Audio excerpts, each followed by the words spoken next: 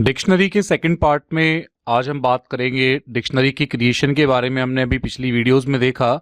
एक और एग्जांपल है सामने डिक्शनरी को क्रिएट करने के लिए।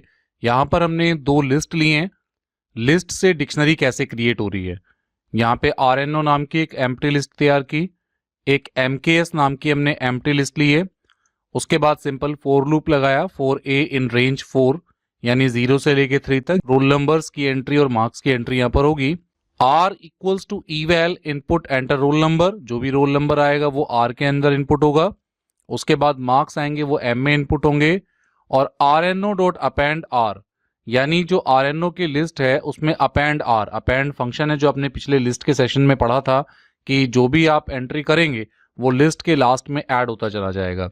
ऐसे ही मार्क्स नाम की जो लिस्ट है उसमें M के थ्रू जो वेरिएबल में वैल्यू आ रही है वो मार्क्स की लिस्ट में ऐड होती चली जाएगी। इस तरीके से 3 बच्चों के रोल नंबर और उनके marks roll number RNO list में और मार्क्स MKS लिस्ट में आ जाएंगे। यहां पर फिर हमने एक D नाम से डिक्शनरी बनाई जहां पर RNO 0 उसकी वैल्यू MKS 0, RNO 1 की उसकी वैल्यू MKS 1। इस तरीके से तीनों की वैल्यू हमने यहां पर लिख दी। हम इसको रन कराते हैं। देखिए पहले रोल नंबर मान लीजिए मैंने डाला रोल नंबर 1, यहां मैंने उसके मार्क्स रखे 65। अब ये रोल नंबर 1 और 65 ये RNO के अंदर गया 1 और मार्क्स गए 65 MKS के अंदर। ऐसे ही रोल नंबर 2 उसके मार्क्स, रोल नंबर 3 इसके मार्क्स, रोल नंबर 4 या रोल नंबर 5 जो भी आप डालना चाहते हैं उसके मार्क्स। और जब आप इसे एंटर करेंगे एक डिक्शनरी क्रिएट हो जाएगी और जो वैल्यूज थी वो आपकी डिक्शनरी के अंदर आ जाएंगी। तो ये भी एक कॉमन एग्जाम्पल है कि आप लिस्ट के थ्रू भी डिक्शनरी कैसे क्रिएट कर सकते हैं। आगे बढ़ते हैं। लिस्ट के आइटम को कैसे एक्सेस करना है। हम लिस्ट के आइटम्स को किस तरीके से चेक कर सकते हैं कि उनको अगर हमें प्रिंट कराना हो। तो यहाँ पर हमारे पास में कुछ प्रोग्राम्स हैं। इन प्रोग्राम से हम समझेंगे डिक्शनरी के एलिमेंट्स को कैसे हम एक्सेस करते हैं, डिक्शनरी के आइटम्स को एक्सेस कैसे किया जाता है। यहाँ पर ये फ्रूट्स नाम की डिक्शनरी है जिसमें एप्पल को रेड से, बनाना को येलो से, पपाया को येलो से डिनोट किया है। और अगर हमें यहाँ पर केवल कीज प्रिंट करनी हो तो यहाँ पे एक बिल्ट इन फंक्शन भी है फ्रूट्स डॉट कीज। यहाँ पर आप देखेंगे ये एक सिंगल मैसेज है, सिंपल मैसेज है प्रिंट, और यहाँ स्ट्रिंग के अंदर हमने लिखा है कीज ऑफ द डिक्शनरी। तो ये स्ट्रिंग वैल्यू है एज इट इज प्रिंट हो जाएगी। उसके बाद में यहाँ पर ये है main function fruits dot keys. Fruits dot keys का मतलब है कि केवल इस वाली लिस्ट की, फ्रूट्स वाली जो आपकी डिक्शनरी है, इस डिक्शनरी में जितनी भी की वैल्यूज है, की है, केवल वो कीज प्रिंट होनी चाहिए। जब आप इसे रन कराएंगे तो नीचे देखिए यहां पर फ्रूट्स में कौन कौन सी कीज थी, एप्पल है, बनाना है और पपाया है। एप्पल, बनाना, पपाया। केवल कीज प्रिंट करनी हो तो आप लिस्ट का नाम डॉट कीज और उसके बाद ब्रैकेट लगा दीजिए। इसी तरीके से अगर आपको फ्रूट्स की वैल्यूज प्रिंट करानी हो तो वैल्यूज के लिए ये केवल वैल्यू को प्रिंट करने में हमारी हेल्प करेगा। यहां पर वैल्यूज में उसने रेड, येलो और येलो, यानी कि जब केवल कीज प्रिंट करानी है तो फ्रूट्स डॉट कीज, जब वैल्यूज प्रिंट करानी है तो फ्रूट्स डॉट वैल्यूज। अब की और वैल्यू दोनों प्रिंट कराने हैं तो फिर हमारे पास में फंक्शन है फ्रूट्स डॉट आइटम्स, यानी लिस्ट का नाम और डॉट आइटम्स। जब आप ये यहां पर प्रिंट कराएंगे नॉर्मल इस तरीके से, हम इन तीनों जो स्टेटमेंट है इनको रन करते हैं। तो सबसे ऊपर इधर थोड़ा सा जूम इन कर लेते हैं यहाँ पर राइट हैंड साइड पर कंसोल को, तो समझने में इजी रहेगा। यहाँ देखिए यहाँ पर ये केवल कीज हैं, एप्पल, बनाना, पपाया। ये इन कीज की वैल्यू है रेड, येलो और येलो, और की और वैल्यू दोनों प्रिंट करानी है तो यहाँ पर आइटम नाम का जो फंक्शन है, items, fruits dot items, fruits list का नाम है, आइटम्स फंक्शन है। तो यहाँ पर एप्पल रेड के साथ, बनाना येलो के साथ, पपाया येलो के साथ, तो जो कॉम्बिनेशन है आइटम का वो पूरा आइटम यहाँ पे प्रिंट होगा। और सिंपल अगर डिक्शनरी आप प्रिंट करते हैं तो हम ये पूरा का पूरा प्रोग्राम रन कर लेते हैं। तो अब आप ध्यान से देखिएगा तो आपको समझ में आएगा कि यहाँ पर क्या हो रहा है। यहाँ पर जब हमने पूरा फ्रूट्स को सिंपल प्रिंट कराया तो यहाँ पर ये पूरी की पूरी जो है डिक्शनरी आपकी एज इट इज प्रिंट हो गई है। जब आप फ्रूट्स डॉट आइटम करके प्रिंट करा रहे थे तो वैल्यू कुछ इस तरीके से नजर आ रही थी, यानी हर वैल्यू का जो आइटम था वो ब्रैकेट के अंदर अलग नजर आ रहा था। लेकिन जब सिंपल डिक्शनरी प्रिंट कराई तो वो कुछ ऐसे नजर आ रही थी। उसके बाद अगर स्पेसिफिक की आपको प्रिंट करानी है, मान लीजिए केवल आपको ये प्रिंट कराना है कि बनाना के साथ में क्या है, तो आपने लिखा प्रिंट फ्रूट्स स्क्वायर ब्रैकेट में बनाना, यानी बनाना की वैल्यू क्या है, येलो है। ऐसे ही एक और लिस्ट ले लेते हैं। यहाँ पर एक और एग्जाम्पल है लिस्ट का। यहाँ पर डी नाम से हमने एक लिस्ट ली है, यहाँ से थोड़ा सा इसका जूम आउट कर लेते हैं। अभी आप यहाँ देख रहे हैं डी लिस्ट के अंदर 1 के साथ में राम, 2 के साथ श्याम, 3 के साथ में गीता और बबीता यानी एक पूरी की पूरी टपल, 4 के साथ में दीपक और रवि एक लिस्ट, 5 के साथ में पूरी एक डिक्शनरी, यानी कि हमने एक ऐसी डिक्शनरी बनाई है जिसमें सिंगल की के साथ में स्ट्रिंग है, सिंगल की के साथ में टपल है, सिंगल की के साथ में लिस्ट है और सिंगल की के साथ में एक डिक्शनरी भी है। यानी कि एक सिंपल आइटम होता है जिसमें की और वैल्यू होगी सिंपल, तो वो कैसे एक्सेस करेंगे एलिमेंट, टपल के साथ है तो आप कैसे एक्सेस कर सकते हैं, लिस्ट के साथ है तो आप एक्सेस कैसे करेंगे, और अगर वो डिक्शनरी वैल्यू है तो आप उसे किस तरीके से एक्सेस करने वाले हैं। यहां पर कुछ स्टेटमेंट हैं, जैसे यहां लिखा है प्रिंट D1। D1 का मतलब क्या हुआ, डी नाम की डिक्शनरी में 1 नंबर की जो की है उस पर क्या है, तो 1 नंबर की पर राम है, तो दैट्स वाई यहां पर यह आंसर राम प्रिंट हो रहा है। इसी तरीके से प्रिंट डी स्क्वायर ब्रैकेट में 3, यानी कि 3rd नंबर की पर क्या है, तो गीता और बबीता है, तो 3rd नंबर की पर गीता और बबीता प्रिंट हो गए।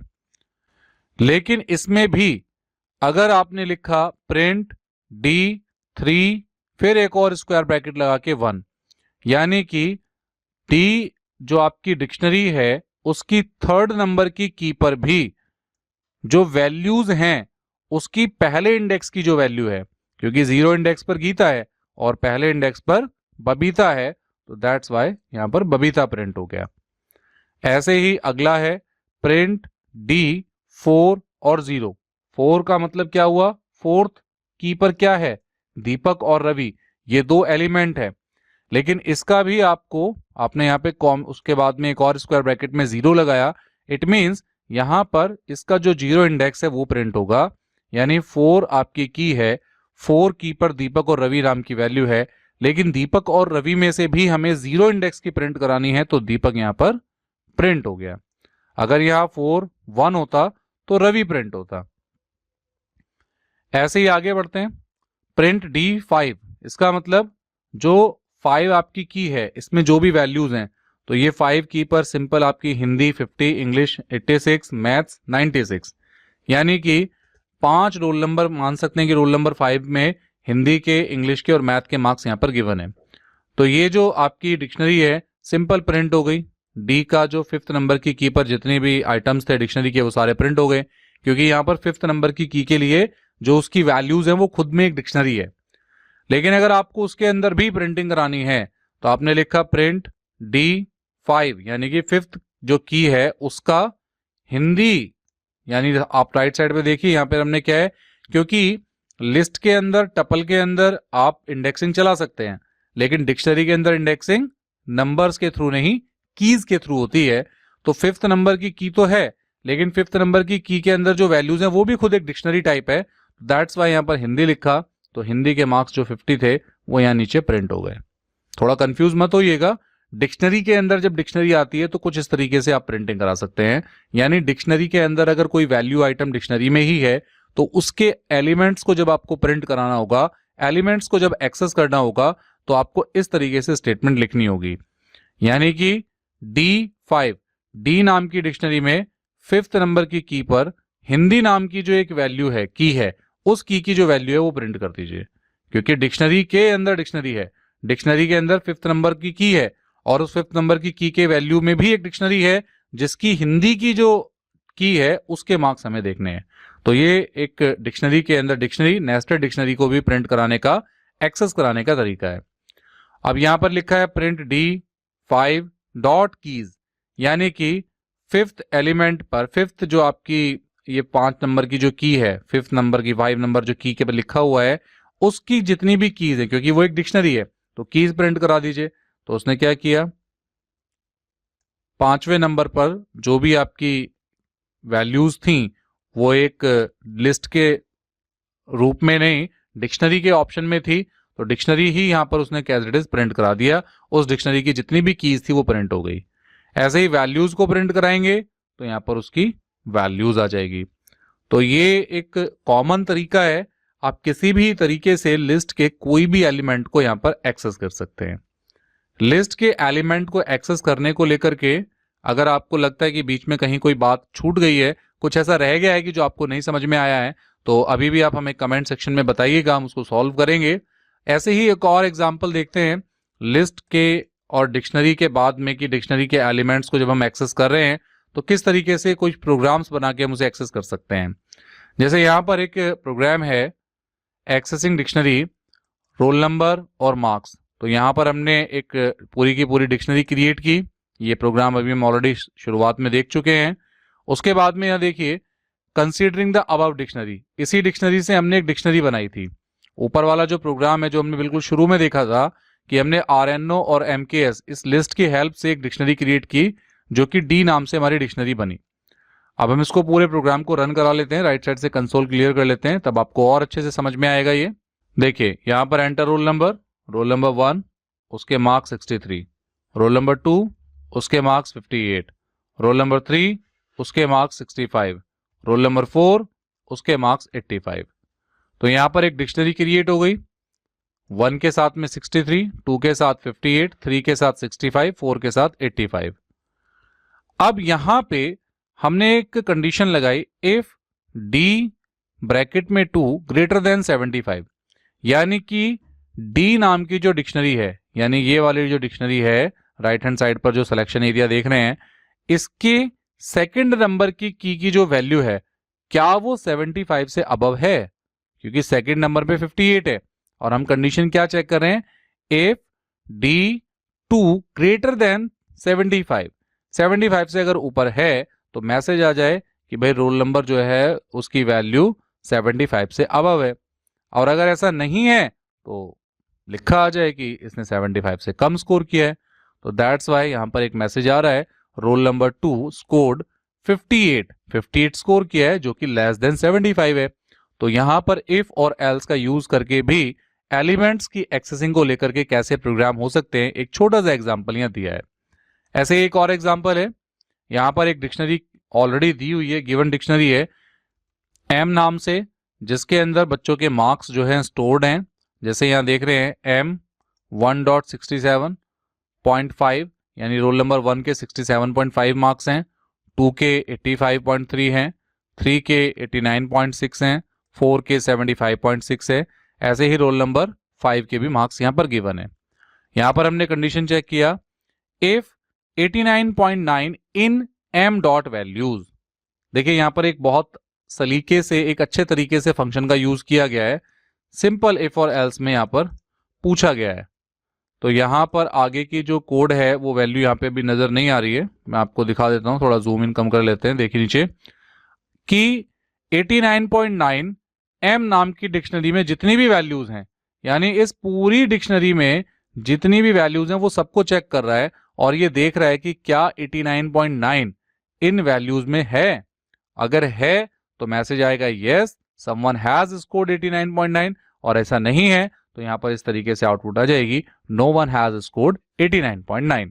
तो ये डिक्शनरी को लेकर के कुछ प्रोग्राम्स हैं जो हमें हेल्प करेंगे डिक्शनरी को समझने के लिए कि डिक्शनरी में एलिमेंट्स को कैसे एक्सेस किया जाता है।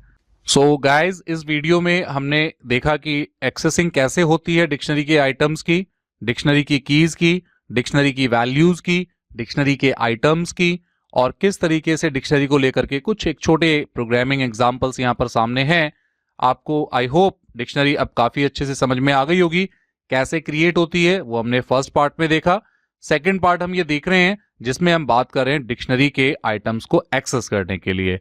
अभी भी आपकी कोई क्वेरी है तो कमेंट सेक्शन में हमें जरूर बताइए, हम जरूर उसका सॉल्यूशन करेंगे।